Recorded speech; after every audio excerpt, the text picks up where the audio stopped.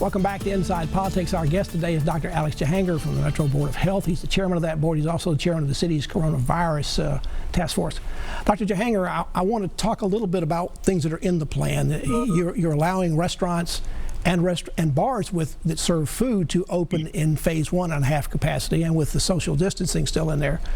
But bars that don't serve food apparently, but do have live entertainment, don't even begin to even have to open until phase three.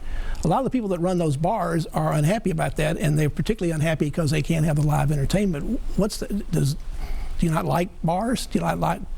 Is it just a matter of social distancing and being too close together and too many people there? Listen, I love entertainment. I love going out in the city. And if you know me, you know that's true. I love what our city has to offer. So it is not because I don't like live music and bars. But in all sincerity, it is the second thing you said, is social distancing.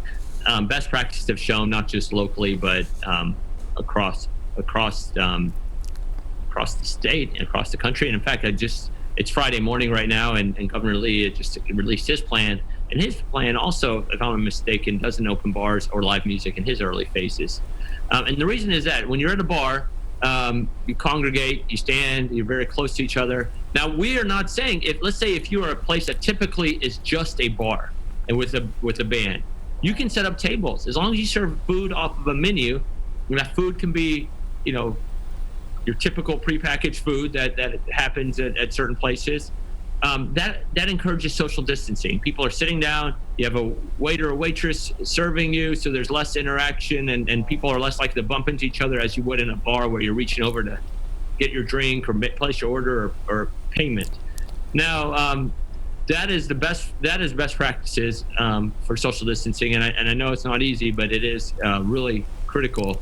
And I want us to go through each phase quickly. And the best way to do that is I ask for some understanding and people willingness to work with us so that we don't get a massive spike or a big cluster or spread of this disease. Phase 4 also sees the opening of some of the large venues for concerts or for games, professional games. Have you talked to the Predators? Have you talked to the Titans? Have you talked to the Sounds and the other teams in town, and for that matter, the colleges? Are they okay about decreased numbers of attendance because you're not allowing them to be much more anywhere close to capacity? What about the idea of them playing without fans? Are they open to that? And are you okay about them playing without fans?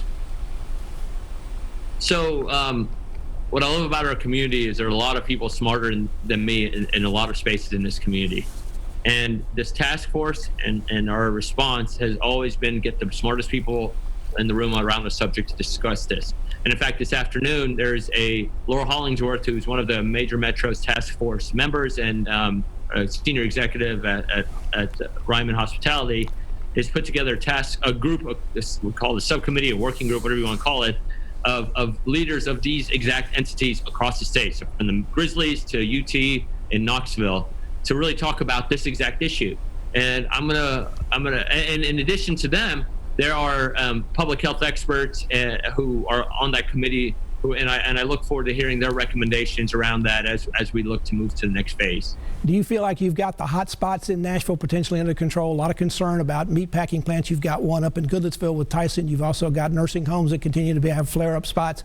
Metro even owns a nursing home. Do you feel like Metro's setting the leadership standard for how those nursing homes are being run, even though Metro doesn't run it, that it's being run correctly in that particular situation? And what about the jails? Are we in good shape there?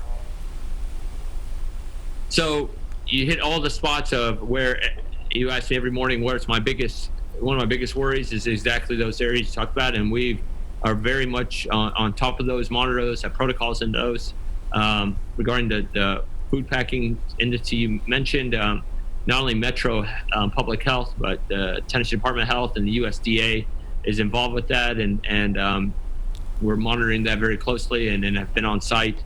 Regarding nursing homes, same thing. We partner with the state. I mean, the state is a licensing entity of those facilities, but that doesn't take our responsibility away from them. And in fact, we yesterday I said that we went. There's Trevecca is a facility that quickly. It was recognized that there were some positive cases. The public health infrastructure kicked in, and the protocols that they had in place kicked in, and we quickly went in with the state and the city and we tested about 300 people, and we have kept that from boiling over and becoming a huge problem. Jails, I have spoken with the sheriff multiple times just this week around the jails, that because healthcare for jails does fall under for city county jails does fall under the Department of Health or Metro Public Health Department, excuse me. And so, yeah, we've tested Master's protocols that both the American Correctional Association as well as public health professionals have put in place. And we monitor all that, but Pat, I think you very appropriately highlighted those are the areas where we have to be very vigilant, and we have been. I'm proud of what we've been, and when we recognize a problem, we've tried to respond as appropriately and as quickly as possible. Your plan does have a reversion clause in it. If things aren't going well with what you're doing, you can go back to the next phase or stay on that phase for a while. But there's also a situation where you have to wonder what happens if there's a second wave. I mean, it's going to be very discouraging, but what do you think? I mean, I know that's not your area of expertise necessarily. You're an orthopedic surgeon, but you hear an awful lot about a second wave. Do you think one's coming in the fall? So I am an orthopedic surgeon, but I've also made this my life for the past month. So I've had some amazing mentors, advisors, and friends, and I've been doing a lot of reading outside of orthopedics lately. And what I'll tell you is, if you look at what's happened around the world, second waves happen, and when they happen, sometimes they're worse than the first wave. And so that's exactly why science and data will drive our decisions on how to reopen, how quickly to reopen, and where and when to reopen.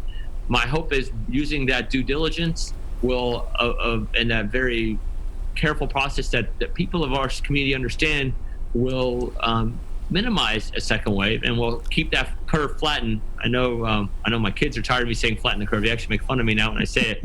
But keeping that curve flattened continues to allow us to operate a community and recover our economy.